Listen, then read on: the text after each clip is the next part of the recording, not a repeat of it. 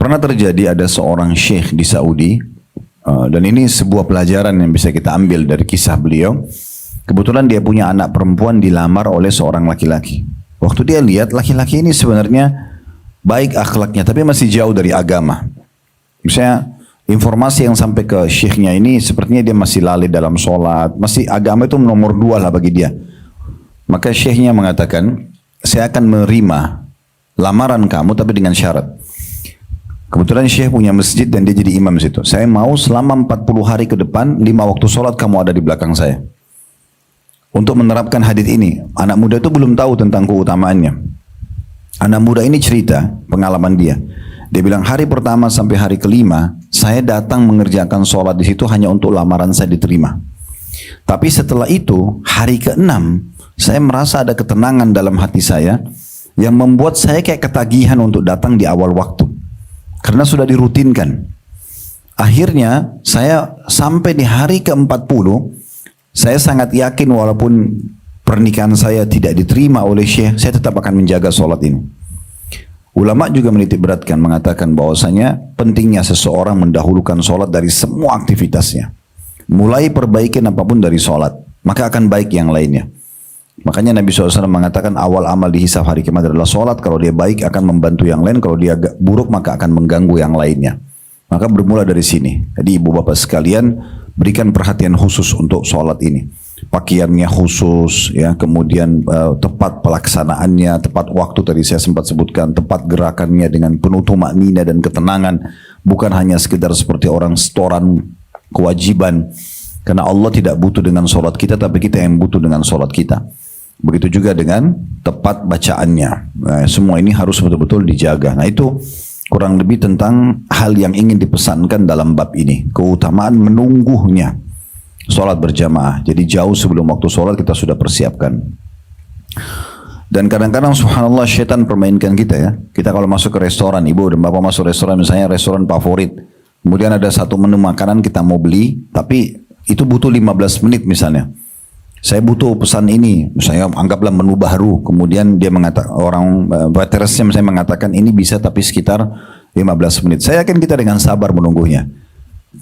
Karena itu urusan dunia. Tapi kalau kita masuk ke masjid dan kita lihat durasi antara azan 5 menit, itu syaitan membuat seakan-akan 5 menit itu lama banget.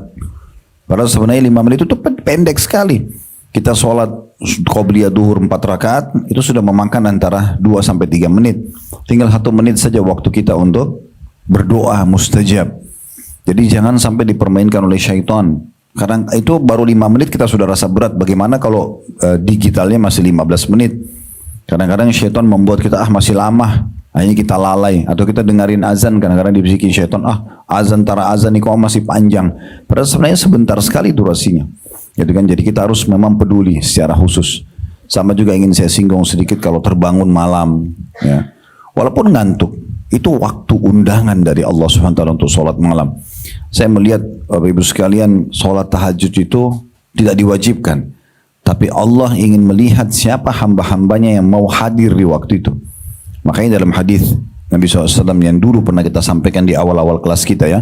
Afshus salam, sebarkanlah salam di antara kalian. Wa at'imut ta'am, berikan makan kepada orang-orang. Wasilul arham, lanjutkan hubungan silaturahim.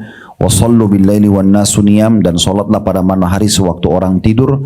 Tadkhulul jannata bisalam, kalian akan masuk dalam surga dengan sambutan yang meriah. Kalau sudah bangun, Bapak Ibu sekalian terbangun jam 3, setengah 4, jam 2 malam pun terbangun, maka wudu aja sholat dulu, walaupun cuma 2 rakaat. Itu orang-orang khusus yang melakukan ibadah di saat itu. Kalau masih ngantuk ada waktu bisa kita istirahat lagi, lanjutkan sampai menjelang azan subuh misalnya.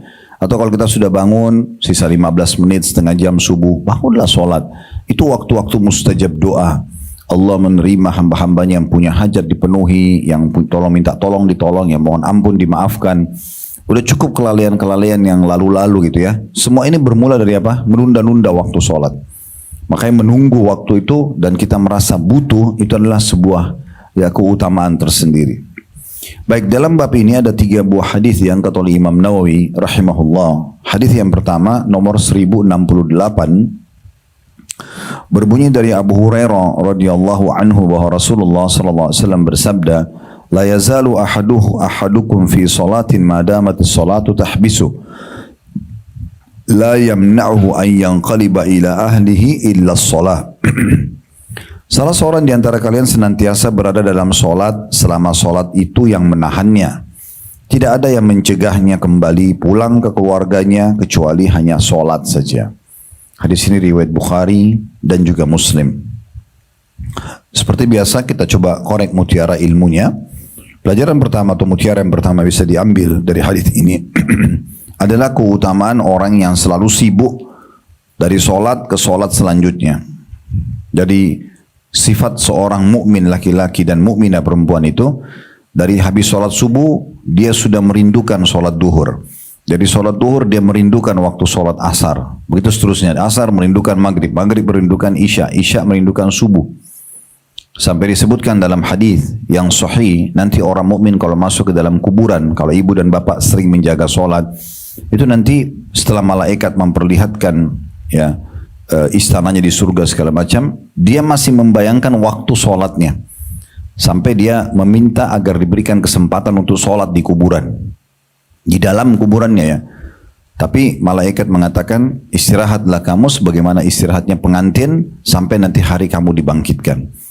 Maka tidak ada lagi sholat. Tapi yang disebutkan sini, karena dia sudah rutin kerjakan sholat, dia rindukan sampai ke kuburan pun terbawa masalah itu ya. Jadi ini poin penting bagaimana kita memang peduli sekali dengan masalah sholat dan kita mengatur dengan tepat waktunya. Ya, merindukan dari satu sholat ke sholat setelahnya. Kemudian keutamaan atau mutiara yang kedua adalah keutamaan tentang orang yang memang mengikat diri antara sholat dengan sholat. Seperti misalnya duhur ke asar, asar ke maghrib, maghrib ke isya. Misalnya Bapak Ibu lagi dapat ada jadwal pengajian maghrib isya di masjid mana, itu kan kita mengikat antara satu sholat dengan sholat yang setelahnya. Kita hadir maghrib, udah deh nanggung saya pulang aja nanti habis isya. Di sini dikatakan tidak ada yang menghalangi pulang ke rumahnya menemui keluarganya kecuali sholat. Itu cukup banyak saya lihat kadang-kadang ya. Kayak kami hari Rabu malam nanti di Blok M itu, Masya Allah ribuan banyak banget yang hadir sampai penuh masjid. Itu mereka masih pulang kantor, mungkin mereka berpikir daripada macet di jalan, ya udah saya nunggu antara sholat dengan sholat misalnya, sambil ikut pengajian maghrib ke isya. Itu kan waktunya tidak panjang ya. Rata-rata kami lihat kalau habis sholat ba'diyah ke iqamah itu antara 40 sampai 45 menit maksimal. Nah, itu ke azan isyanya. Artinya kurang dari 1 jam. Nah ini bisa kita dapatkan. Kalau orang lakukan itu antara sholat ke sholat yang setelahnya, dia sengaja mengikat diri supaya tidak luput sholat yang setelahnya. Jadi saya kasih contoh maghrib ke isya atau duhur ke asar biasanya. Ini yang banyak bisa dipilih karena waktunya dekat. Kalau subuh ke duhur kan cukup panjang. Atau asar ke maghrib cukup panjang. Atau isya ke subuh cukup panjang. Tapi kalau maghrib isya sama duhur asar ini umumnya dekat waktunya. Nah kalau ada waktu kita bisa luangin di sini mengikat diri. Ibu-ibu pun di rumah sama ya. Kalau misalnya duduk maghrib nih, lagi memang tidak ada aktivitas, ya udah duduk aja ngaji, dengerin ceramah sampai isya. Nah itu sama itu, karena di sini disebutkan seseorang itu akan terus dicatat sedang mengerjakan sholat, maksudnya pahala sholatnya berjalan selama memang sholat itu yang menahannya. Ibu habis sholat dan bapak habis sholat maghrib duduk, nggak ada yang menahan kita duduk kecuali karena ingin nunggu sholat setelahnya. Maka dia dicatat seperti orang yang sholat non-stop. Jadi salam, sholat lagi, salam, sholat lagi. Padahal sebenarnya kita waktu itu mungkin duduk mendengar pengajian, baca Quran, berzikir. Mungkin kadang-kadang ngobrol mungkin sama anak kalau ada yang dia tanya misalnya. Tapi memang kita niatkan duduk di situ untuk mengikat diri dengan sholat setelahnya. Mungkin kalau ibu dan bapak lagi di mall ya, maghrib isya nanggung banget kadang-kadang gitu ya. Nanti habis isya baru lanjut belanjanya misalnya. Terus nunggu aja di situ. Contoh. Nah tidak ada yang menahan kita kecuali memang sholat tersebut. Maka sama dengan misalnya 40 menit maghrib isya itu kita sholat non-stop. Salam, sholat lagi, salam, sholat lagi. Begitu keutamaan yang didapatkan. Kemudian pelajaran yang ketiga, pentingnya mendahulukan sholat dari keluarga. Keluarga pun yang harusnya biasa kita kasih skala prioritas gitu ya. Untuk sholat tidak bisa, nggak ada toleransi. Artinya kita lagi duduk sama suami, sama istri, sama anak, azan sholat dulu, break, selesai, kita sholat dulu. Ada tamu, maaf ya sudah masuk waktu sholat, kita sholat dulu. Nggak usah rasa malu dengan masalah itu. Di sini bisa diambil pelajaran dari perkataan Nabi SAW, tidak ada menahan dia pulang ke keluarganya kecuali sholat. Artinya dia harus dahulukan sholat itu. Kenapa harus malu gitu? Ya, saya pernah bertemu dengan beberapa orang non-muslim bicara masalah investasi waktu itu. Tiba waktu sholat saya bilang, maaf Pak, kami orang muslim, kami harus sholat tepat waktu. Jadi saya pamit untuk sholat dulu, baru kami kembali lagi. Dia bisa mengerti. Nggak ada sesuatu yang menghalangi itu. Jadi kan, apalagi kalau sama muslim, harusnya kita punya peluang untuk mengajak mereka sholat. Tamu juga bisa kita siapin sholat gitu kan. Tidak ada masalah. Terutama kita pemilik rumah itu sebenarnya kita punya power untuk itu. Kita punya power untuk bisa mengajak sholat gitu kan. Ya, saya mau sholat dulu ya. Kalau mau sholat saya siapin mukenahnya misalnya. Kan begitu. Itu satu hal yang positif ya. Itu pelajaran yang ketiga yang bisa diambil dari hadis yang pertama kita ini. Selanjutnya kita masuk hadis kedua dalam bab ini. Dan ini hadis urutan nomor 1069 dari awal belajar. Berbunyi dari Abu Hurairah radhiyallahu anhu bahwa Rasulullah sallallahu alaihi wasallam bersabda, "Al-malaikatu tusalli ala ahadikum ma dama fi musallahu alladhi shalla fi ma lam yuhdith taqulu Allahumma ighfir lahu Allahumma arhamhu." Para malaikat itu senantiasa bersalawat untuk salah seorang dari kalian selama dia berada di tempat solatnya yang dia solat di dalamnya, selama ia tidak berhadath. Para malaikat itu berdoa mengatakan, Ya Allah ampuni dia, Ya Allah rahmati dia. Hadis ini diriwayatkan oleh Bukhari.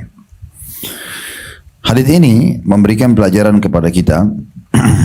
Yang pertama tentunya adanya iman kepada malaikat, makhluk Allah subhanahu wa ta'ala. Allah ciptakan dari cahaya. Sebagaimana sabda Nabi SAW, Allah ciptakan malaikat dari cahaya, jin dari api, dan manusia dari tanah tembikar ya, atau tanah berlumpur ya. Ini hadis yang menyebutkan tentang diciptakannya malaikat dari cahaya. Dan malaikat ini makhluk Allah subhanahu wa ta'ala, walaupun tidak nampak bisa kita rasakan keberadaannya. Sudah pernah kami jelaskan ya, keberadaan itu dari bisikannya ya, bisikan-bisikan positif.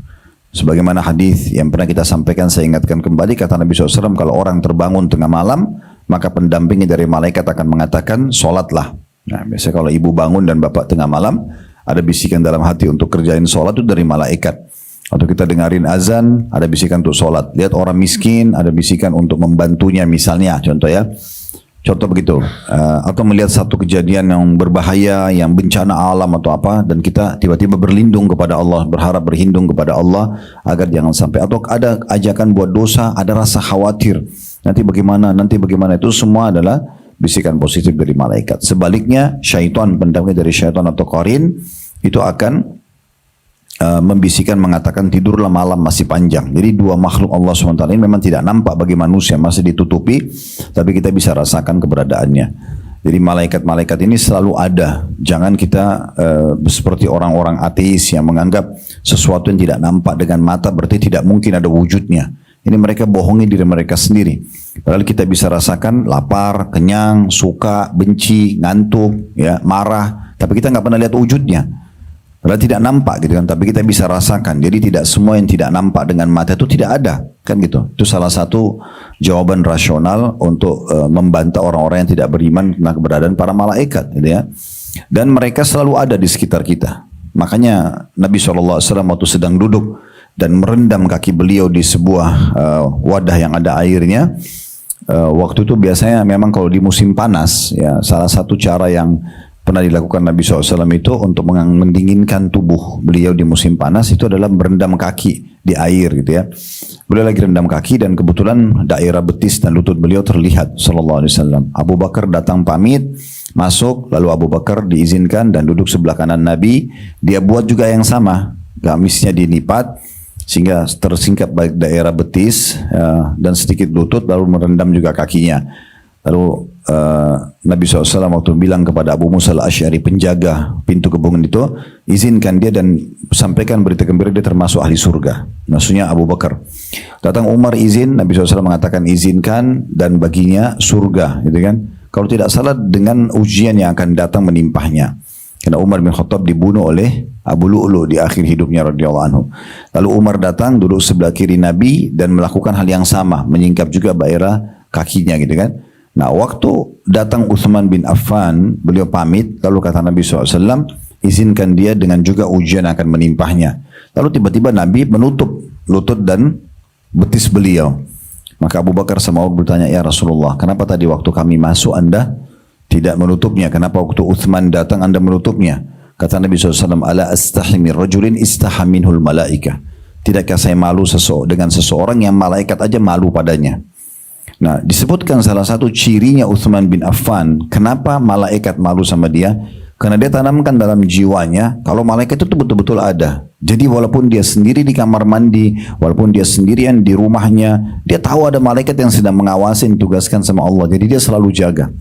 Dalam beberapa athar disebutkan, dia bahkan tidak pernah melihat kemaluannya sendiri.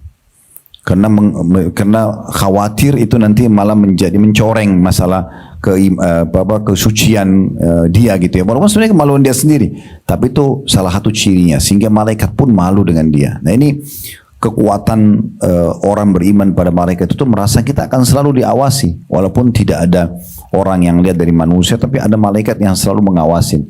Dan kata Nabi SAW dalam hadis yang lain, malulah kalian dengan malaikat yang tidak berpisah kalian kecuali kalian sedang di WC atau sedang terjadi interaksi biologis.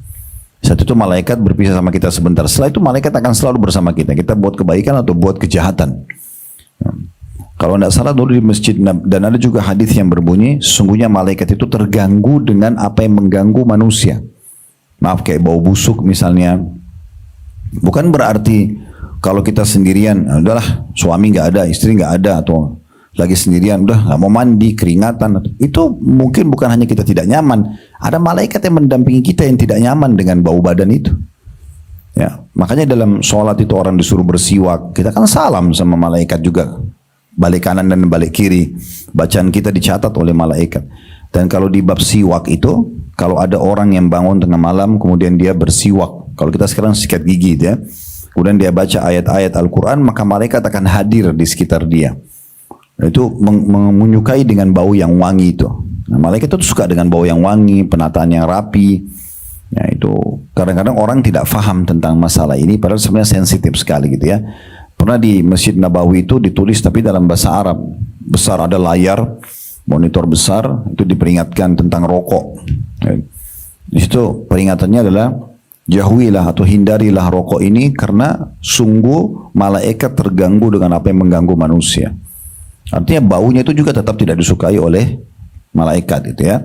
Itu contoh-contoh. Jadi banyak hal yang kadang-kadang kita tidak, karena belum sempurna dalam mengimani keberadaan malaikat ini, sehingga hanya kita banyak menganggap remeh ya, masalah ini.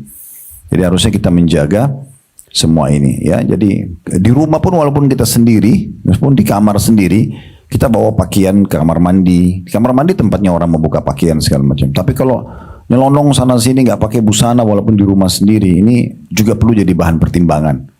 Ya, kita tidak tahu, mungkin kebetulan ada orang lewat di situ atau apa dan segala macam itu ya. Berapa banyak di media sekarang itu orang-orang yang sering menerbangkan kamera. Dan itu banyak yang mereka tangkap kamera, ada orang di rooftop rumahnya tidak berbusana dan segala macam. Itu akhirnya kan dia kayak mempermalukan diri dia sendiri. Selain daripada itu memang ada malaikat dan ada Allah Subhanahu wa ta'ala. Ini termasuk bagian daripada iman kepada malaikat itu. Kemudian pelajaran yang kedua yang bisa diambil, bahwasanya malaikat itu juga memiliki banyak tugas. Masih dalam masalah malaikat ya. Di antaranya mencatat amal-amal ya. Mencatat amal-amal manusia. Jadi kalau ibu dan bapak mau lihat tugas-tugas malaikat bisa dilihat di surah nomor 77 dan 79 ya. Coba kita buka dulu dua surah ini di beberapa ayat pertamanya ya.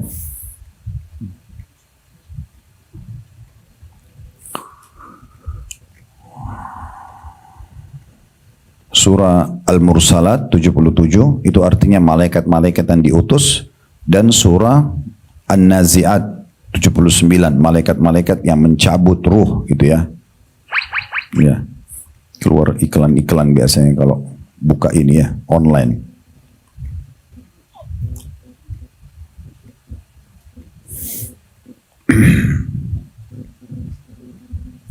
Baik, saya bacakan Al-Mursalat ayat surah nomor 77. Di situ ada ayat 1 sampai ayat 6 ya. Ayat pertamanya wal mursalati urfa, demi malaikat-malaikat yang diutus untuk membawa kebaikan. Jadi apapun kebaikan-kebaikan yang dirasakan, hembusan udara, ya, air hujan dan segala macam itu ada malaikat-malaikat yang bertugas untuk itu. Ayat 2-nya fal asifati asfa, dan malaikat-malaikat yang terbang dengan kencangnya. Karena malaikat semuanya menggunakan sayap. Ayat 3-nya wan nasyirati nashra, dan malaikat-malaikat yang menyebarkan rahmat Tuhan dengan seluas-luasnya. Yang keempat fal fariqati farqa, dan malaikat-malaikat yang membedakan antara hak dan batil dengan sejelas-jelasnya. Jadi malaikat nggak bisa ditipu. Kita bisa menipu, mungkin kita senyum dengan orang tapi hati kita dongkol. Itu malaikat tahu. Mereka mengetahui semuanya itu, yang dengan sejelas-jelasnya, tidak ada sesuatu yang tersembunyi. Allah bukain buat mereka. Ayat 5-nya fal mulkiyati dzikra, dan malaikat-malaikat yang menyampaikan wahyu. Ayat 6-nya udhran au nudra, untuk menolak alasan-alasan atau memberi peringatan. Maksudnya menolak alasan ini Bu dan Bapak sekalian, nanti kalau malaikat itu catat apa saja yang kita niatkan, apa saja yang kita lakukan. Nanti kita nggak bisa nolak di hari kiamat, karena malaikat tegakin hujah. Kamu di detik ini, di tempat ini, di waktu ini, kamu sedang mengucapkan ini misalnya. Nah seperti itulah. Itu di surah nomor 77-nya ya. 79-nya An-Nazi'at. Itu juga ayatnya kurang lebih sampai ayat 5 lah ya. Yang pertama ayatnya wan nazi'ati gharqa, dan demi malaikat-malaikat yang mencabut nyawa dengan keras. Ini biasanya an-nazi'at, malaikat yang diutus untuk mencabut ruhnya orang-orang kafir. Ayat 2-nya itu malaikat-malaikat yang mencabut ruhnya orang beriman. Wan nasyitati nashta, dan malaikat-malaikat yang mencabut nyawa dengan lemah lembut. Ayat 3-nya was-sabihati sabha, malaikat-malaikat yang turun dari langit dengan cepat. Kemudian ayat 4-nya fas-sabiqati sabqa, dan malaikat-malaikat yang mendahului dengan kencang. Ayat 5-nya fal mudabbirati amra, dan malaikat-malaikat yang mengatur urusan dunia. Nah, urusan dunia itu seperti populasi manusia, hewan-hewan, pergantian siang malam, merawat hutan, merawat lautan. Semua itu malaikat yang mengurusnya gitu ya. Jadi malaikat itu ada di mana-mana, walaupun tidak nampak dengan mata kita. Nah, di sini diantara tugasnya adalah bagaimana malaikat itu mendoakan orang yang tetap di musallahnya, yang dia sholat. Jadi selama ibu dan bapak selepas sholat belum berdiri ya dari tempat sholatnya, belum ngobrol sama orang di sebelah, belum membatalkan wudhu, maaf dengan keluar angin misalnya, maka malaikat itu akan terus mendoakan. Malaikat akan terus mendoakan. Kalau dalam riwayat ini dikatakan cuma satu malam yuhdith, selama dia tidak ya, membatalkan wudhunya, berhadas, malaikat mendoakan ya Allah ampuni dia, ya Allah rahmati dia. Kalau dalam riwayat lain itu ada tambahan, tidak berdiri dari musallahnya dan tidak berbicara dengan orang yang di sebelahnya. Jadi kalau Bapak Ibu habis sholat, fokus dulu zikir. Jangan buru-buru pegang handphone, lihat handphone misalnya, jangan buru-buru kecuali darurat kali ya. Jangan buru-buru berbicara dengan orang di sebelah. Jangan juga pindah, ini sering pindah tempat ini untuk zikir, dari depan pindah ke belakang. Pindahnya ini sudah membatalkan doa malaikat tadi. Jadi fokus di tempat situ saja ya. Jangan berbicara dengan orang, jangan berdiri dari musolah, dari tempat sholat maksudnya, dan jangan membatalkan wudhu. Nah selama ini ada, maka doa malaikat berlaku padanya. Nah, ini masuk dalam keutamaan orang yang menunggu sholat ke sholat setelahnya. Jadi kalau misalnya habis maghrib, sholat, Bapak Ibu tunggu di situ, ya, tidak bicara sama orang di sebelah, tidak batalin wudhu, dengerin pengajian. Kalau pindah tempat misalnya diharuskan oleh pengurus masjid untuk merapatkan masjid, itu nggak ada masalah, karena kan bukan kita yang sengaja, ya. Nah ini termasuk yang harus dijaga. Ini dijaga, insya Allah selama antara maghrib isya itu doa malaikat tidak berhenti. Ya, minta terus diampuni, minta terus diberikan rahmat. Ini dua hal yang paling kita butuhkan ya. Diampuni dosa. Kalau diampuni dosa berarti kita dapat dua hal. Yang pertama, lepas dari konsekuensi hukuman karena pelanggaran yang kita lakukan. Yang kedua, fasilitas yang tertahan karena dosa yang kita lakukan akan dikembalikan. Makanya Nabi Adam AS waktu bilang kepada Allah, ya Allah, apakah kalau aku tobat engkau akan kembalikan aku ke surga? Maka kata Allah SWT, iya. Ya. Kemudian juga pada saat kita masuk dan duduk di situ ya, dan kita tidak membatalkan wudu, nunggu antara azan dan iqamah tadi, kita dapat keutamaan majelis ilmu, atau kita dapat keutamaan baca Al-Quran atau berzikir. Itu semua akan bisa didapatkan, dan ini melipat gandakan banyak pahala. Karena aku dalam 40 menit kita dapat pengampunan dosa dengan doanya malaikat, dan yang kedua kita bisa dapat rahmat. Rahmat itu artinya kasih sayang dan juga karunia, rezeki dari Allah Subhanahu wa taala. Maka itu bisa didapatkan dari doa malaikat tadi.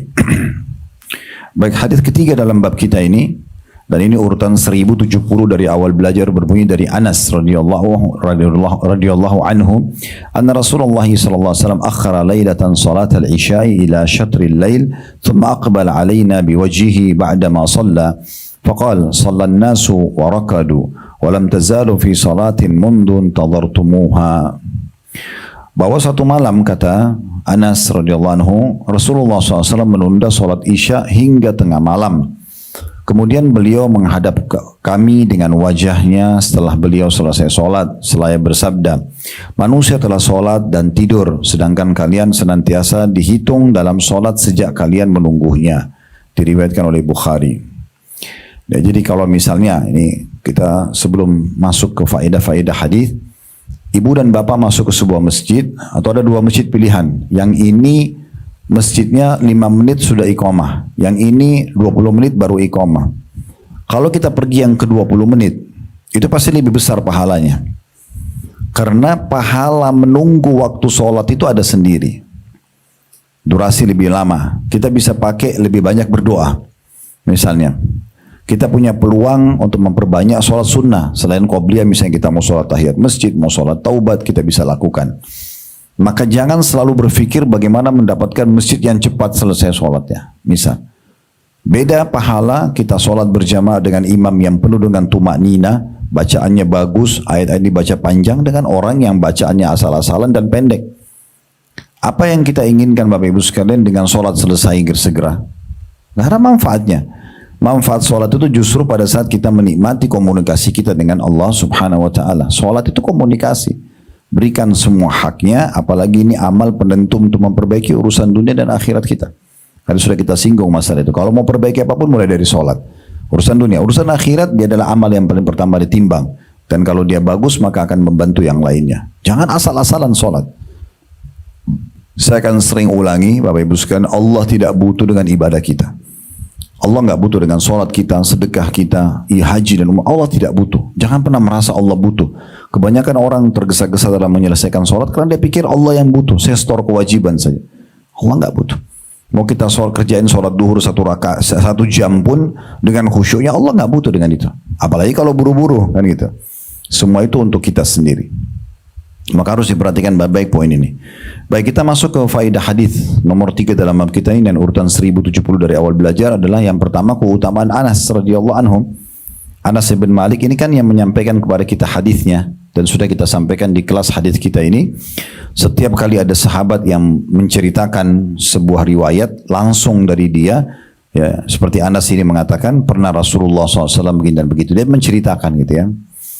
Dan apa yang dia ceritakan di sini, misalnya cerita tentang Nabi SAW pernah satu kali sengaja menerlambatkan waktu sholat sampai pertengahan malam. Maksudnya sholat isya ini ya.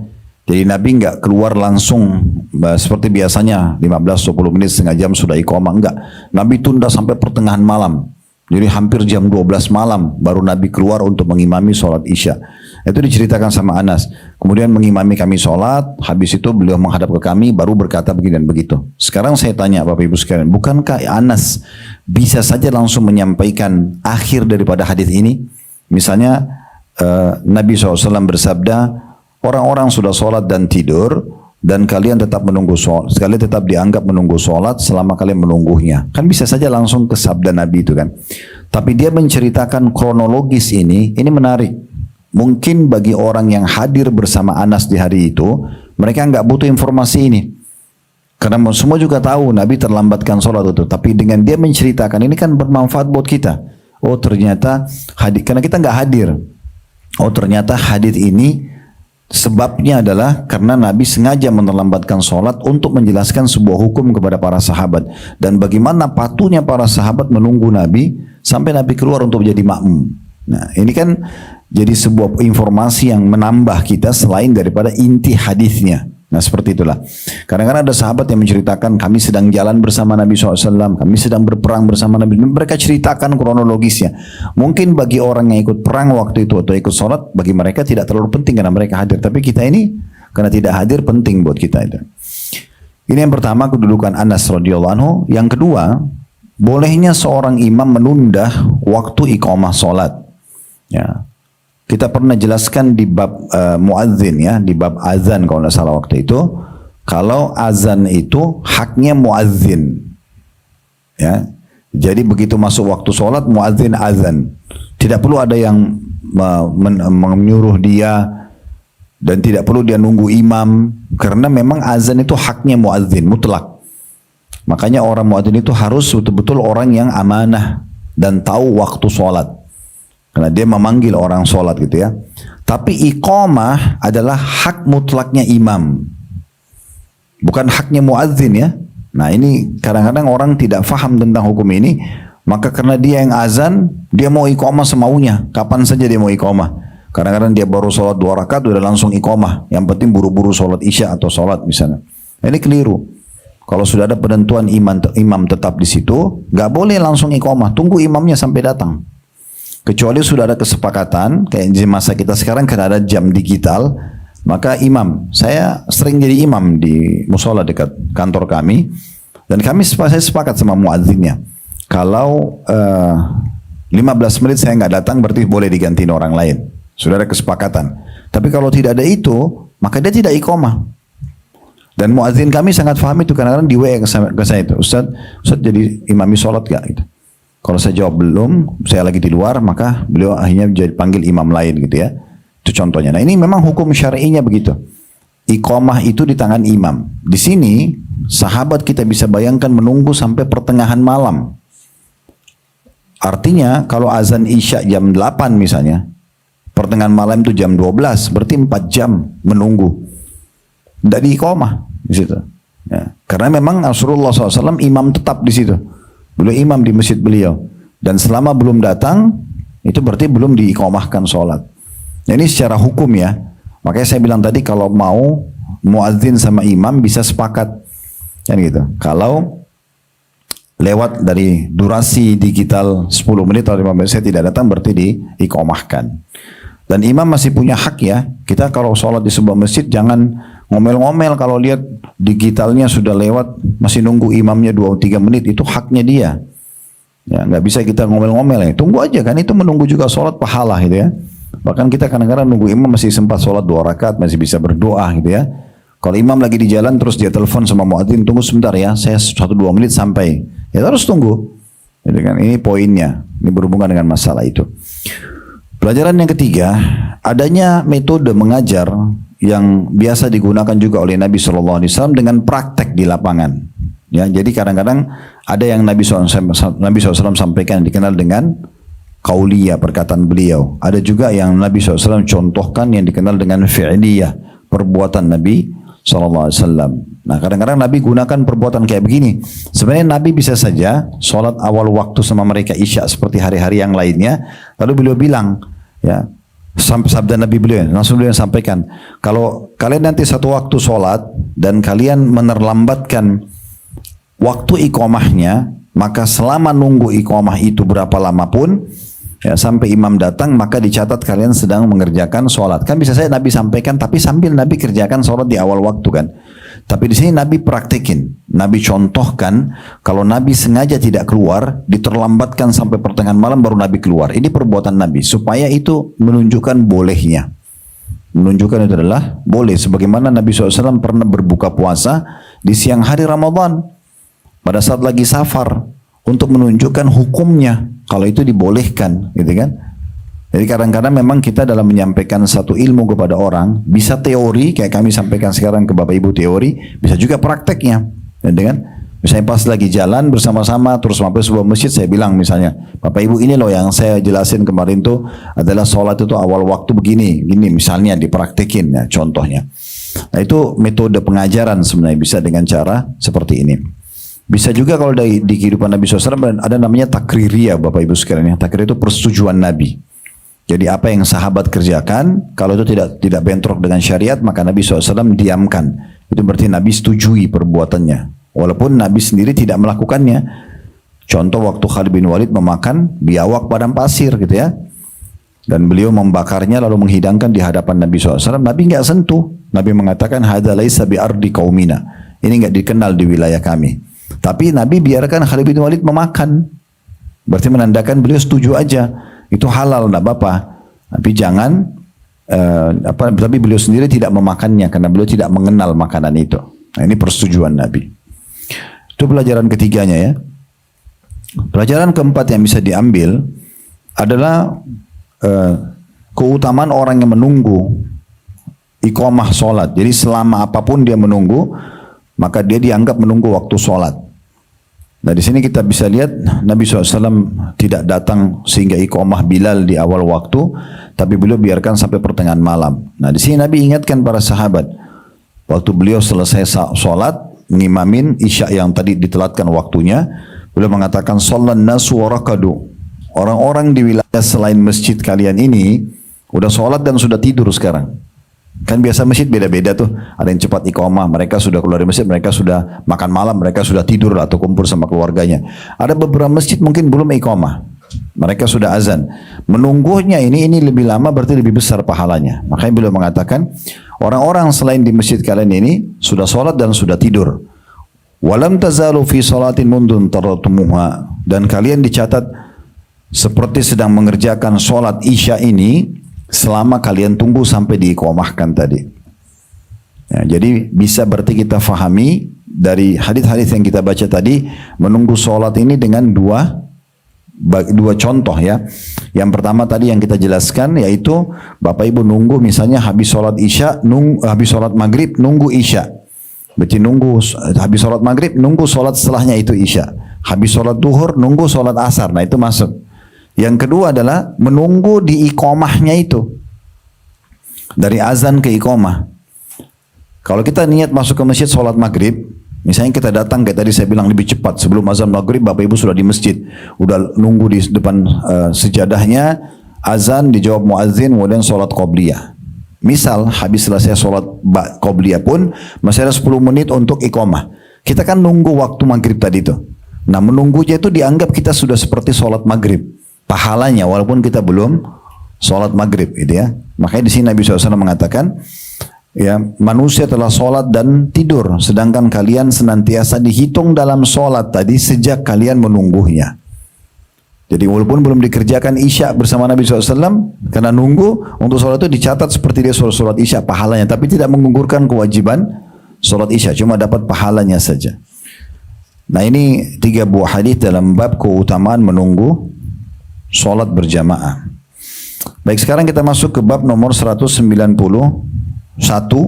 bab keutamaan sholat berjamaah. Nah ini penting sekali untuk digarisbawahi. Tentu secara hukum bagi laki-laki sudah pernah kita jelaskan ya, kalau pendapat Imam Ahmad wajib ke masjid kecuali punya udzur syar'i. Bagi ibu-ibu sunnah ke masjid ya.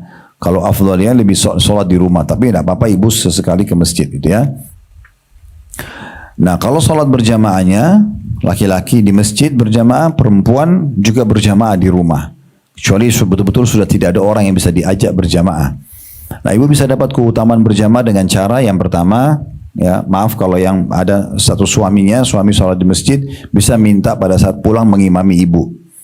Jadi dia sholat 2 kali, tapi sholat yang keduanya dihitung sunnah.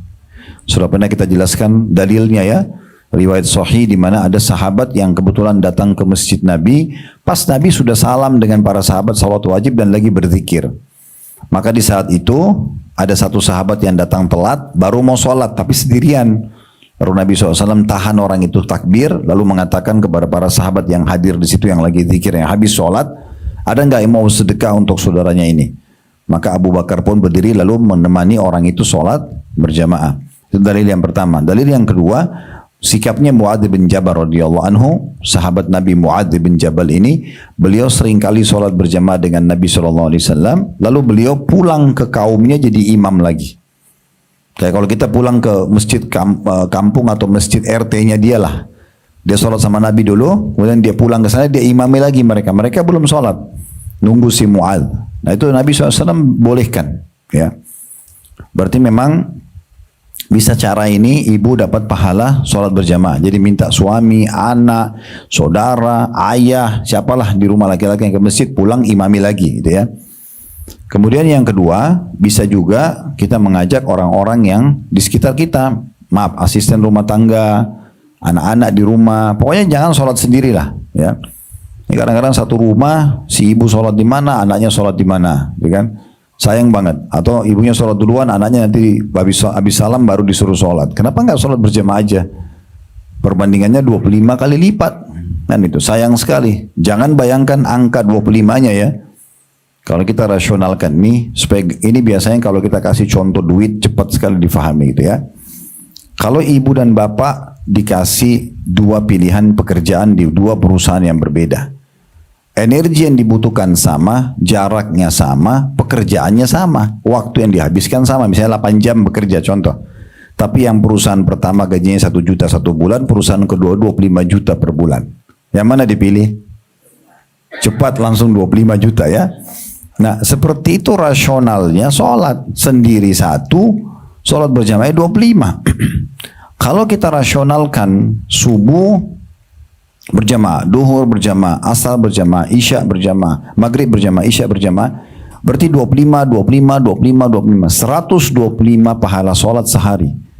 Kalau kita akumulasi sholat sendiri, berarti cuma 5 banding 125 kali. Ini kan bukan jumlah yang sedikit per satu hari. Kalau 1 minggu, kalau 1 bulan, kan banyak sekali. Kalau 1 tahun, selalu cuma sholat sendiri aja, ini sayang banget. Jadi usahakan nyari orang yang bisa temani sholat. Kecuali memang keadaan darurat, memang ibu sendiri dan bapak di rumah sendirian, gak ada orang lagi pada keluar misalnya, kita kebetulan lagi kurang enak badan, itu beda. Tapi selama masih ada orang bisa kita ajak berjamaah karena terlalu besar perbandingan pahalanya gitu ya. Kemudian yang selanjutnya yang ketiga, itu bisa juga kita buat musola sebenarnya ya. Misal contoh, ini contoh saja, rumah ibu dan bapak 1000 meter contoh. Daripada kita jauh-jauh gitu kan, misalnya untuk mencari pahala sholat berjamaah, udah di bagian depan rumah sebelah kanan 10 kali 10 meter, 100 meter wakafin buat masjid atau musola. Orang bisa datang sholat, otomatis kan selalu ada orang sholat berjamaah. Sangat membuka pintu kita bisa sholat. Selain itu dapat keberkahan karena tanah kita sudah diwakafin. Kalau perlu nanti sertifikatnya pun memang betul-betul dipecah, memang 10 kali 10 meter itu dari 1000, jadi 10%-nya lah buat masjid. Itu kan bisa sangat membantu kita, gitu ya. Itu contoh-contohnya. Atau mungkin cara yang terakhir itu kita ajak teman-teman, tetangga-tetangga mungkin ya, yang biasa kita ngumpul cuma makan, misalnya minum teh. Ini kita panggil memang sholat berjamaah. Gitu. Saya kadang-kadang kalau lagi safar sama tim pun, walaupun kami misalnya karena safar tidak ada kewajiban ke masjid, kadang-kadang kami sholat jamak di kamar, saya telepon mereka, ayo datang ke kamar saya kumpul, sholat. Kita sholat berjamaah. Padahal sebenarnya kami bisa sholat masing-masing di kamar hotel. Enggak, saya panggil mereka sholat berjamaah. Jadi kita tetap walaupun musafir bisa sholat berjamaah. Mungkin kita berangkat 2 keluarga, 3 keluarga bisa sama-sama sholat. Ini bisa dimaksimalkan. Atau mungkin bapak ibu sama anak-anaknya saja. Ya sholat berjamaah. Sebagaimana juga kita makan sama-sama. Itu kan kebersamaan itu mahal sekali nilainya. Nah itu kurang lebih gambaran tentang sholat berjamaah. Jadi dalam Islam kita dianjurkan mengerjakan rame-rame dalam sholat ini ya. Disebutkan hadis pertama oleh penulis adalah hadis nomor dalam bab ini ya. Dan ini nomor 1071 dari awal belajar berbunyi dari Ibnu Umar radhiyallahu anhuma bahwa Rasulullah SAW bersabda, salatul jamaati afdal min salatil fadli bi 27 darajah. Sholat berjamaah itu lebih utama daripada sholat sendirian dengan 27 derajat. Hadits ini memberikan gambaran kepada kita, pelajaran yang pertama, pentingnya orang menjaga sholat berjamaah. Karena sholat berjamaah tetap lebih afdal dibandingkan sholat sendiri. Ya. Pelajaran yang kedua yang bisa diambil, adanya perbedaan 27 derajat antara sholat sendiri sama sholat berjamaah. 27 derajat ini berarti 27 tingkatan level nanti balasan di surga. Itu cukup jauh ya. Nah kita rasionalkan kayak tadi. Kalau subuh kita sholat berjamaah, si A sholat berjamaah, si B tidak sholat berjamaah. Perbedaannya sudah 27 derajat di surga nanti. 27 itu 27 level ya. Jadi kalau satu level itu misalnya jaraknya antara langit dan bumi ini 27 kali lipatnya, itu banyak banget. Hanya dengan yang satu sholat berjamaah, yang satu sholat sendiri. Belum tadi yang kita bahasakan di hadis setelahnya nanti ini tentang 25 kali lipatnya. Ini 27 derajat berarti 7 level ya. Kalau kita bayangkan itu adalah sebuah klaster di sebuah komplek perumahan dari level 1 sampai level 27. Level 1 mungkin yang paling sederhana, terus kemudian mulai naik lebih bagus sampai yang 27 itu sudah high class, gitu kan. Nah sekarang perbedaannya begitu. Kalau sholat subuh aja 27 derajat, tambah duhur dikali 2, tambah asar, tambah maghrib, tambah isya, 27 kali 5, ini bukan main-main ini. Banyak sekali, ratusan perbedaannya, mendekati 150 lebih ya derajat di surga. Yang kita dibedakan hanya sholat wajib 5 waktu. Bagaimana kalau seminggu? Bagaimana kalau sebulan? Ya, memang kita harus buat program itu untuk bisa sholat berjamaah. Hadis nomor 2 dalam bab ini nomor 1070 dari awal belajar berbunyi dari Abu Hurairah radhiyallahu anhu bahwasanya beliau berkata Rasulullah SAW bersabda, "Salatul rajuli fi jama'atin tudha'afu ala salati fi baiti wa fi suqi 25 da'fan atau dhi'fan wa dhalika annahu idza tawadda fa ahsana al-wudu' thumma kharaja ila al-masjid la yukhrijuhu illa as-salah lam yakhuttu khutwatan illa rufi'at lahu biha darajah wa huttat anhu biha khati'ah fa idza shalla lam tazal al-malaikatu tusalli alaihi madama fi musallah ma lam yuhdith taqulu Allahumma salli alaihi Allahumma arhamhu wa la yazalu fi salati man tadhara as-salah." Terjemahannya kata Nabi SAW, salat seseorang dalam jamaah dilipat gandakan dari salatnya di rumahnya dan di pasarnya sebanyak 25 kali lipat. Itu ada dua hal ya. Tadi hadis sebelumnya 27 derajat level di surga. Ini 25 kali lipat jumlah solatnya. Jadi orang solat sendiri subuh dapat 1 subuh, orang solat berjamaah 25 subuh. Nah gitu. Orang sholat duhur sendiri 1 duhur, orang sholat berjamaah 25 duhur. Sama dengan 25 kali salam duhur, itu baru sama dengan orang itu kalau orang sholat berjamaah, dan kalau sholat sendiri sama dengan 1 kali salam saja. Begitu juga dengan asar ya. 1 asar kalau sholat sendiri, 25 asar kalau sholat berjamaah. Begitu seterusnya. Dan ini saya sudah bilang tadi, supaya ibu dan bapak membesarkan dan mengagungkan perkara ini, harus kita pertemukan dengan akumulasinya. Sehari 5 kali sholat, seminggu berapa kali sholat, sebulan berapa kali sholat, dan seterusnya. Bagaimana kalau sudah bertahun-tahun orang sholat berjamaah, yang satunya tidak sholat berjamaah. Berapa juta pahala dan kali sholat yang luput dan perbedaan derajat nanti di surga. Sholat seseorang, kata Nabi SAW, dalam jamaah dilipat gandakan dari sholatnya di rumahnya dan di pasarnya sebanyak 25 kali lipat. Ini sekaligus kita ambil faedah pertama dari hadis, yaitu keutamaan orang yang sholat berjamaah 25 kali lipat dibandingkan sholat sendiri. Lanjutan hadisnya, sebab daripada mohon maaf, dilipat gandakannya sholat berjamaah di masjid, yang demikian itu karena apabila dia berwudu dan membaguskan wudunya.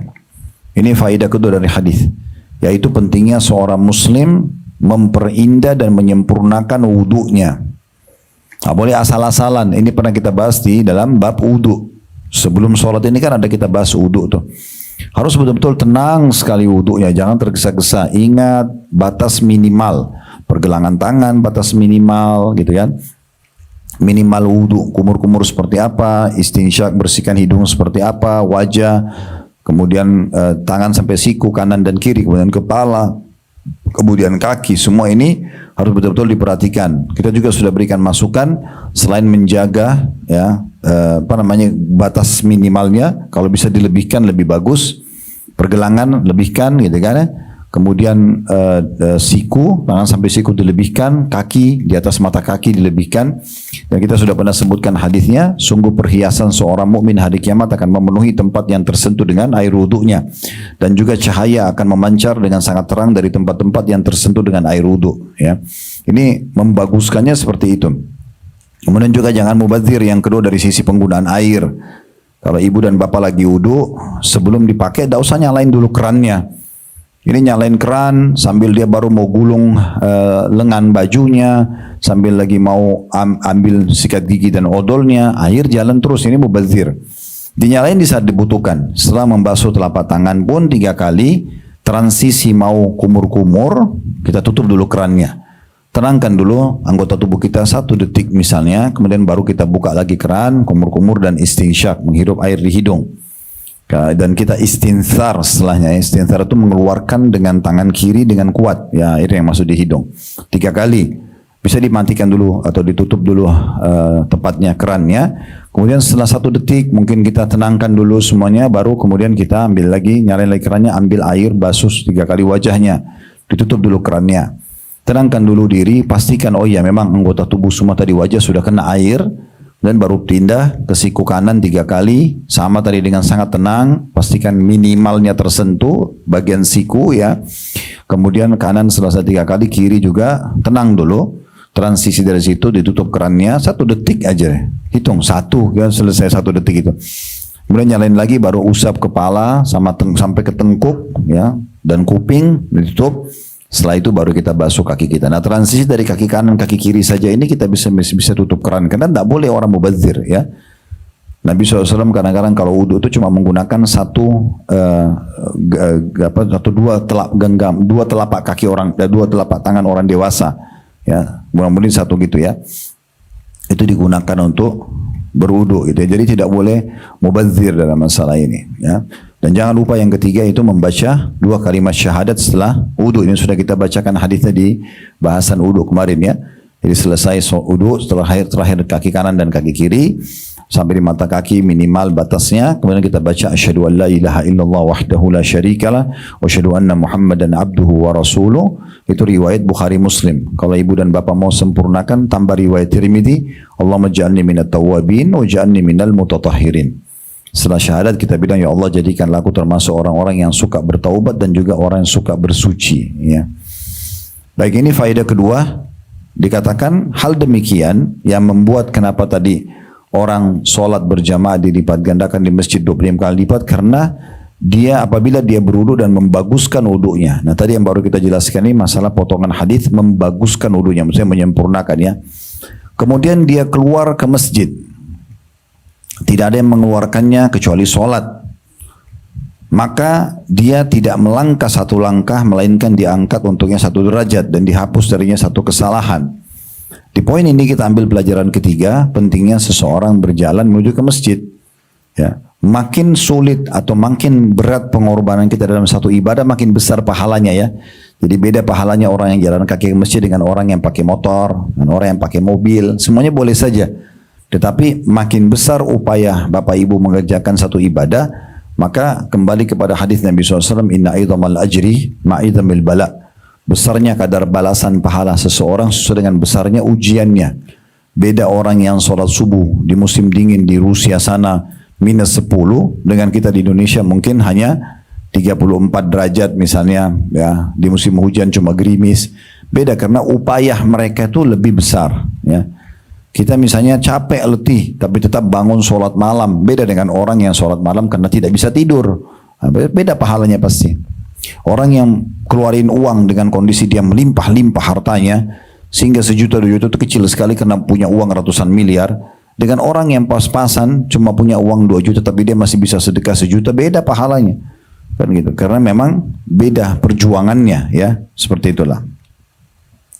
Ini pelajaran ketiga yang bisa diambil tentang keutamaan orang yang berjalan kaki menuju ke masjid, dan juga tentunya makin besar pengorbanan maka makin besar pahala yang didapatkan. Kemudian pelajaran keempat adalah potongan selanjutnya. Kemudian apabila dia selesai sholat, para malaikat senantiasa mendoakan selama dia berada di tempat sholatnya, selama dia tidak berhadas, seraya mengucapkan ya Allah limpahkan salawat atasnya ya Allah dan rahmatilah dia. Ini poin tentang masalah faedah keempat, yaitu adanya doa malaikat yang sudah kita jelaskan di bab sebelumnya ya, bagi orang yang tidak berhadas, membatalkan wudu atau berbicara dengan orang di sebelahnya atau berdiri dari musallahnya. Pelajaran terakhir yang kelima adalah keutamaan orang yang menunggu sholat sebagaimana bab sebelumnya, dan dia senantiasa berada dalam sholat selama dia menunggu sholat. Hadis ini diriwayatkan oleh Bukhari dan Muslim, ini lafaz Imam Bukhari. Ini 5 faedah hadis yang kita bisa ambil dari hadis kedua di bab kita ini, tepatnya urutan 1072 dari awal belajar. Baik, selanjutnya 1073, hadis nomor 3 dalam bab kita ini. 1073 urutan dari awal belajar, berbunyi dari Abu Hurairah radhiyallahu anhu. Beliau berkata, atan Nabiya sallallahu alaihi wasallam rajulun a'ma faqala ya Rasulullah laisa bi qa'idun yaquduni ila al-masjid فسأل رسول الله صلى الله عليه وسلم أن يرخص له فيصلي في بيته فرخص له فلما ولى دعاه فقال له هل تسمع النداء بالصلاة قال نعم قال فأجب. Seorang laki-laki buta telah datang kepada Nabi SAW. Dia berkata, ya Rasulullah, saya tidak memiliki penuntun yang bisa menuntun saya ke masjid karena dia buta. Dia memohon kepada Rasulullah SAW agar beliau memberikannya keringanan agar dia bisa sholat di rumahnya. Maka beliau pun memberinya keringanan. Tapi ketika orang itu mau pergi, beliau memanggilnya dan bertanya, apakah kamu mendengar panggilan sholat, maksudnya azan? Orang itu menjawab, iya. Kata Nabi SAW, kalau begitu penuhilah panggilan tersebut. Hadis ini diriwayatkan oleh Imam Muslim. Hadis ini saya bacakan sekaligus dengan hadis nomor 1074 dari awal belajar, dan ini urutan 4 dalam bab kita karena ini semakna hadisnya. Nanti sekaligus kita ambil faedahnya ya. Dari Abdullah, ada yang mengatakan Amr ibn Qais yang dikenal dengan sebutan Ibnu Ummi Maktum. Ini muazzinnya Nabi, matanya buta. Jadi sebenarnya hadis 1073 kasusnya dia juga. 74 juga kasus dia, cuman di hadis nomor 73 tidak disebut, 1073 tidak disebutkan siapa orangnya. 74 disebutkan namanya Abdullah bin Amr bin Abdullah ya, bin Qais. Ada yang mengatakan Amr bin Qais, dan di julukannya Ibnu Ummul Maktum. Ini muazzin Nabi. Jadi muazzin Nabi ada 2, ada Bilal, ada Ibnu Ummul Maktum ya. Dikatakan situ muazzin Rasulullah SAW. Beliau berkata, ya Rasulullah, inna bil madinata kathiratul hawami was-siba'. Faqala Rasulullah SAW, tasma'u hayya 'ala as-salah, hayya 'ala al-falah, fahayya hala. Dikatakan, wahai Rasulullah, sungguhnya kota Madinah itu banyak hewan berbisa dan hewan buas. Maka Rasulullah SAW bersabda kepada Ibnu Maktum yang buta matanya ya, bukankah kamu mendengar panggilan hayya 'alas shalah, ayo mengerjakan salat, hayya 'alal falah, ayo menuju kepada kemenangan, maka penuhilah panggilan tersebut. Hadis ini diriwayatkan oleh Abu Daud dengan sanad yang hasan. Di situ disebutkan hayya hala berarti datangilah atau datanglah. Dua buah hadis ini memberikan pelajaran kepada kita. Yang pertama, bolehnya seseorang bertanya hukum-hukum agama yang berhubungan dengan keadaannya. Di sini Amr bin Qais atau Abdullah bin Qais yang dipunya julukan Ibnu Ummul Maktum, karena beliau buta, maka beliau menanyakan tentang keadaannya kepada Nabi SAW. Beliau tanya kepada Nabi SAW, saya buta ya Rasulullah, apakah boleh saya tidak sholat di masjid? Itu riwayat yang pertama. Riwayat yang kedua, dia mengatakan di Madinah banyak binatang-binatang buas ya. Artinya saya kena buta, saya bisa diterkam dan tidak ada yang menuntun saya ke masjid. Apa boleh saya dapat keringanan untuk tidak sholat di masjid? Nah gitu kan. Nah ini penyampaian tentang hajat beliau karena dia sedang menghadapi itu. Jadi bisa saja orang datang bertanya tentang hukum kepada seorang ahli agama sesuai dengan keadaan dia. Mungkin ada keringanan-keringanan yang dia bisa dapatkan. Pelajaran yang kedua, tentang pentingnya seseorang selalu menjaga sholat di masjid, terutama kaum laki-laki. Selama dia masih memungkinkan untuk ke masjid, jangan tinggalkan. Jadi ibu pun motivasi suaminya, motivasi anaknya laki-laki, saudaranya, siapa saja, pamannya, ayahnya mungkin ya, dia motivasi untuk ke masjid. Jadi kita besarkan semangat mereka. Jangan malah ibu jadi penghalang untuk ke masjid ya. Malah melarang, malah menghalangi misalnya karena dianggap ya sudahlah sholat di rumah aja. Kadang-kadang cuma gerimis sedikit. Wah ini gerimis kok. Yang tidak ke masjid itu kalau hujannya deras banget gitu ya. Mungkin itu ada hukum syar'i tersendiri yang dikhawatirkan nanti bisa membinasakan dia gitu ya dengan banjir atau yang lainnya. Tapi kalau masih gerimis-gerimis bisa pakai payung, pergi ke masjid. Nah, itu pahalanya besar gitu ya. Ibu pun bisa raih pahala justru karena memotivasi atau mendukung. Karena di sini Ibnu Ummi Maktum berkumpul padanya banyak kekurangan. Dia buta, kemudian tidak ada yang pandu ke masjid, banyak binatang buas yang bisa menyerang dia. Tapi ini Nabi SAW tidak izinkan. Nabi bahkan mengatakan, kau dengar nggak azan? Dengar hayya 'alas shalah, dengar. Jawab kalau gitu. Jadi, kalau orang seperti ini saja yang harusnya punya udur, buta di rumah saja, itu luar biasa. Makanya para sahabat, ya maksudnya mereka tidak dapat keringanan. Makanya para sahabat itu dikatakan kalau tiba waktu sholat, mereka pasti memenuhi saf-saf sholat di masa Nabi SAW sampai seseorang di antara mereka itu kalau betul-betul dia sakit, ditopang oleh temannya untuk masuk ke saf. Dan sambil sholat sambil dia pegang pundak temannya. Karena dia lagi sakit, tapi tidak mau kehilangan sholat berjamaah. Nah itu saking besarnya kedudukan sholat itu sendiri. Nah dua buah hadis ini memberikan pelajaran kita kepada memberikan pelajaran tadi 3 poin ya pelajarannya itu. Dan kita tambah mungkin yang terakhir tambahannya adalah pentingnya seseorang segera menjawab azan bila dikumandangkan. Pentingnya seseorang menjawab azan bila dikumandangkan. Baik, kita masuk hadis selanjutnya, hadis nomor 1075 dari awal belajar ini, hadis nomor 5 di bab kita. Berbunyi dari Abu Hurairah radhiyallahu anhu bahwa Rasulullah sallallahu alaihi wasallam bersabda, "Walladzi nafsi biyadi, laqad hamamtu an amura bihatabin fayuhtatab, thumma amura bis-shalah fayu'adzan laha, thumma amura rajulan faya'umman nas, thumma ukhalifa ila rijalin fauharriq alaihim buyutahum."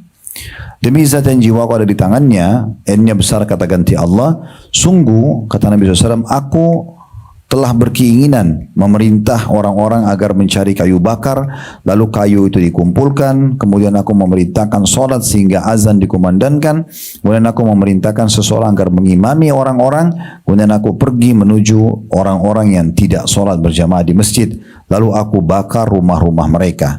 Hadis ini diriwayatkan oleh Bukhari dan juga Muslim. Dari hadis ini kita ambil pelajaran yang pertama, bolehnya seorang muslim bersumpah atas nama Allah.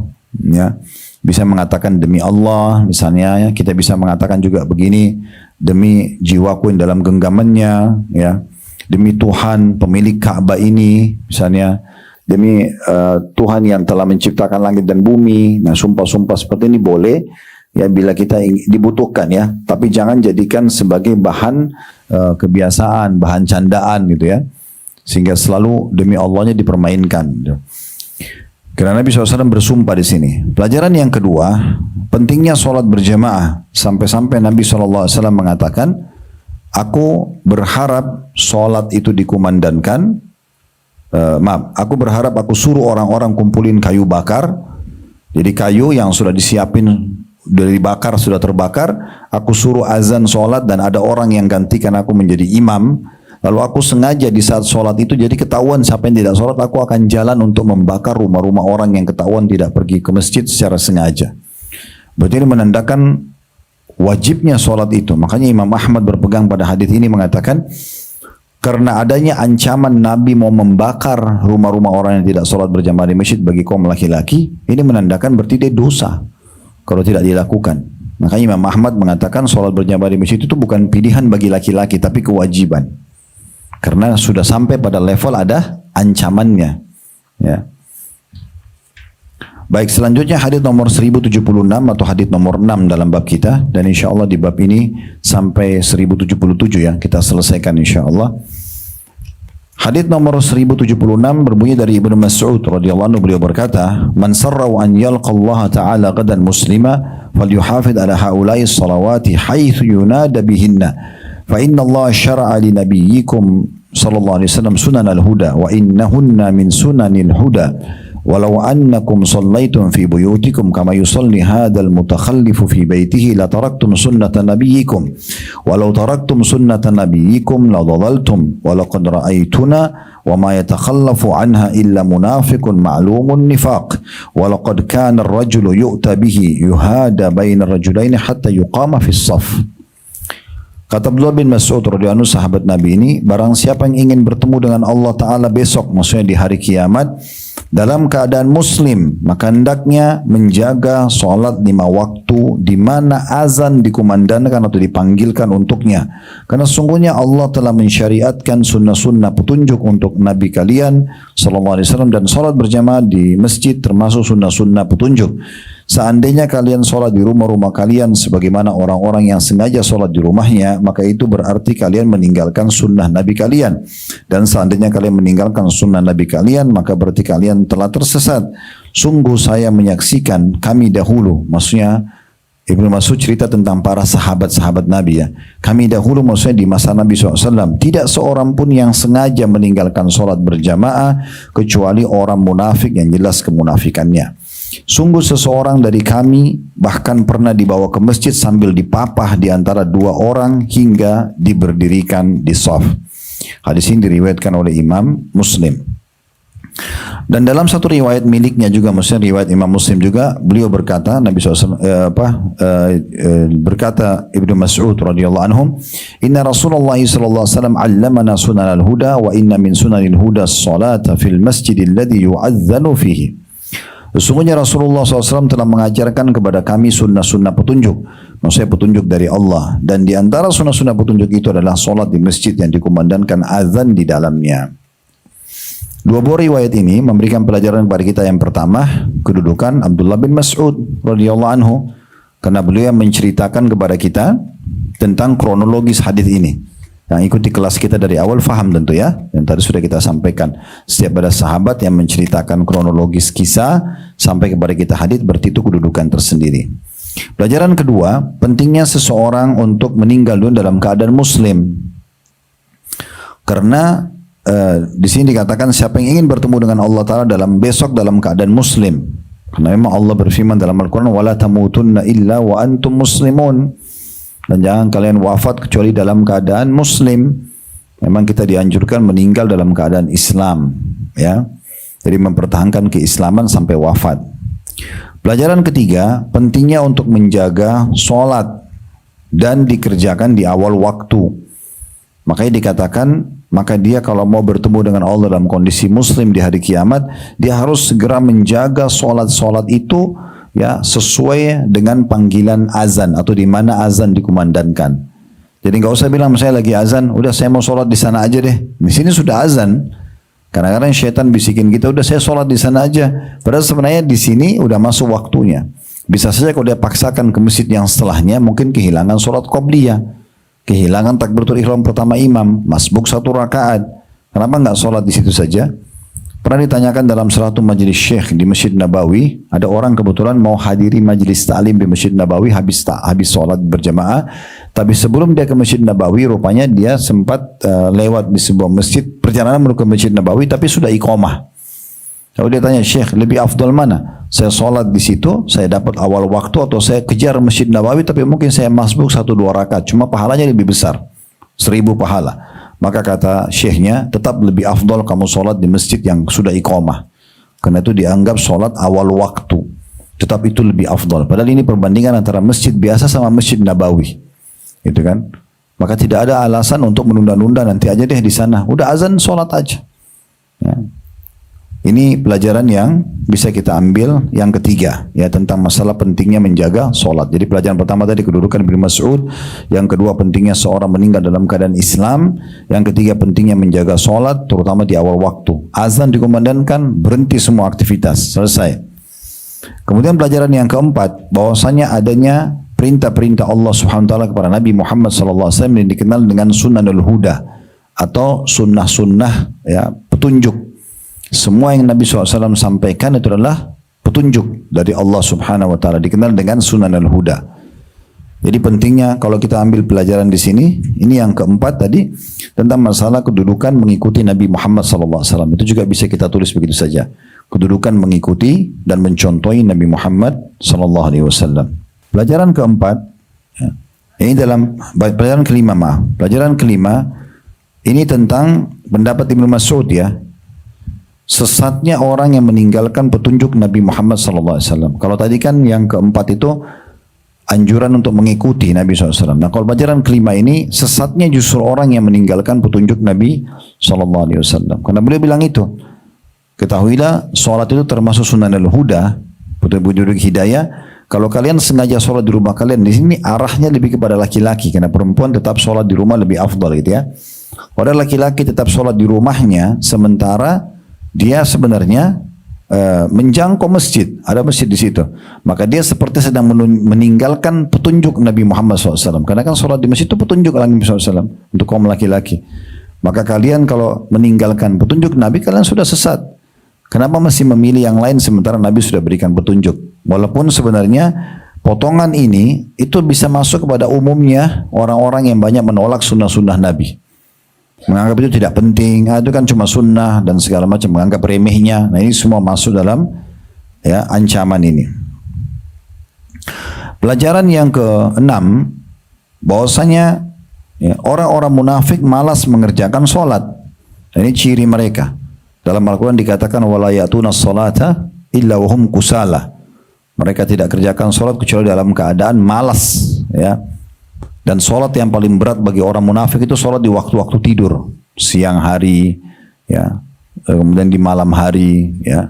Sholat isya, sholat subuh itu yang paling berat bagi mereka, sama sholat asar. Sholat asar soalnya mereka biasa tidur siang, kailulan namanya ya. Itu asarnya biasa kebablasan. Nah, ini ciri-ciri orang-orang munafik. Mereka malas sekali mengerjakan sholat. Maka Ibnu Mas'ud mengatakan, kami para sahabat Nabi ini karena sudah faham ini, tidak ada satupun orang yang meninggalkan sholat berjamaah, ya, kecuali orang yang munafiknya sudah ketahuan. Jadi kan, pelajaran terakhir yang ketujuh ya, itu adalah kekuatan iman para sahabat. Bagaimana mereka walaupun dalam kondisi tidak mampu dan selama masih ada yang bisa menopangnya ke masjid, maka dia akan minta ditopang. Seperti di situ potongan hadis atau riwayat terakhir ini ya, bahwasanya sungguh seseorang dari kami bahkan pernah dibawa ke masjid sambil dipapah di antara dua orang hingga diberdirikan di shaf. Artinya dia sebenarnya lemah, tapi tetap dibawa ke masjid karena keinginannya yang sangat kuat untuk mengerjakan sholat itu. Pelajaran terakhir yang bisa kita, hadis terakhir dalam bab kita ini, hadis ketujuh dalam bab ini ya, urutan 1077 dari awal belajar berbunyi dari Abu Darda radhiyallahu anhu. Beliau berkata bahwasanya saya mendengarkan Rasulullah SAW bersabda, "Ma min thalathatin fi qaryatin wala badwin la tuqamu fihimus shalah illa qad istahwadha 'alaihimus syaitan. Fa 'alaikum bil jamaah fa innama ya'kulu adh-dhi'bu min al-ghanamil qasiyah."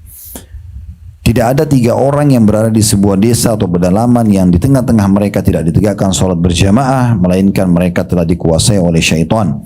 Maka hendaklah kalian berjamaah, karena sungguhnya serigala itu memangsa kambing yang jauh dari kawanannya. Hadis riwayat Abu Dawud dengan sanad hasan. Riwayat ini memberikan pelajaran kepada kita. Yang pertama, tentang pentingnya mendirikan sholat berjamaah. Dan jumlah minimal adalah dua orang kan, satu makmum, satu imam. Sudah kita jelaskan tadi cara-caranya. Ibu bisa minta suami, atau suami bahkan menawarkan pada istrinya mungkin, nanti saya pulang dari masjid saya imami kamu lagi ya, atau minta ditemani oleh anak, asisten rumah tangga, tetangga, teman-teman yang biasa ngumpul sama-sama, tidak jauh rumahnya misalnya, dan seterusnya. Yang kedua, adanya penguasaan syaitan terhadap orang yang meninggalkan sholat berjamaah. Jadi syaitan bisa menguasai orang yang sholat berjamaah. Artinya orang kalau sholat berjamaah, itu akan lebih kuat lah, lebih sulit syaitan menggodanya. Saya kasih contoh. Ibu kalau jalan sendiri berjilbab, misal jilbabnya syar'i besar, jalan sendiri. Mungkin kita kadang-kadang masih merasa sendirian. Kekuatan kita untuk istiqomah itu tidak sekuat kalau kita berdua, ya nggak? Sekarang kalau dua orang jalan, dua-duanya jilbabnya sama, lebih percaya diri. Kalau 3 orang, kalau 10 orang, makin banyak komunitasnya maka makin kuat itu. Mereka saling menguatkan satu sama yang lain. Ibu dan bapak kalau cuma bergaul sama orang-orang pengajian, orang yang selalu tiap hari di grup itu bicaranya tentang, jadwal pengajian Ustadz itu di sini beda buku ini, kemarin ada kajian ini, dipotong, dikirim cuplikan ceramah, itu pasti beda sekali. Kita merasa ada di komunitas itu.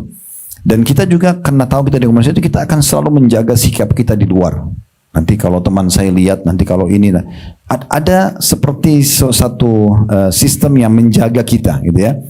Nah seperti itu gambarannya. Itu yang Nabi SAW mengatakan. Ini pelajaran terakhir dari hadis yang kita bisa ambil yang ketiga, yaitu tentang masalah syaitan itu bolehnya memberikan perumpamaan. Sebenarnya pelajaran ketiga ini bolehnya memberikan perumpamaan dalam mendidik. Karena Nabi SAW memberikan perumpamaan di sini. Ketahuilah bahwasanya serigala hanya akan memangsa domba atau kambing yang terpisah dari kelompoknya. Artinya serigala pun itu sebenarnya masih ragu kalau untuk menyerang ya domba-domba yang ramai, gitu ya. Walaupun sebenarnya dia bisa mencurinya, dia lebih suka mencari domba yang sendirian. Nah seperti itulah. Perumpamaan seperti ini benar sekali ya. Jadi jangan pernah merasa saya kuat kok walaupun saya tidak sama komunitas saya.